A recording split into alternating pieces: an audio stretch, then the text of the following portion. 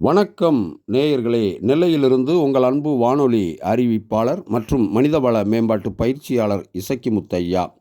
பன்றியை பயன்படுத்தி கொண்ட கொக்கு. இயற்கை செய்யும் இறைபிடிக்கும் நுட்பம். பன்றியும் கொக்கும் நண்பர்கள். கொக்கின் கூட்டிற்கு பன்றி வந்ததில்லை, பன்றியின் இருப்பிடத்திற்கு கொக்கும் வந்ததில்லை. ஆனால் இந்த ஓடைக்கு அவ்வப்பொழுது இருவரும் வருவதுண்டு. பன்றி தன் உணவை மண்ணை துளைத்து கிண்டி சில கிழங்குகளை தேடுகிறது. அந்த சகதிக்குள் சில புழு பூச்சிகள் புரண்டோட கொக்கு அவைகளை பிடித்து உண்கிறது. பரபரப்பாக பசியோடு அலைவதை விட பக்குவமாக அந்த வாய்ப்பை அணுகி தனது இரையை கொக்கு பிடித்து விடுகிறது. பன்றியின் செயல் கொக்கிற்கும் இங்கு பலன் தருகிறது. இயற்கை தரும் பாடம்.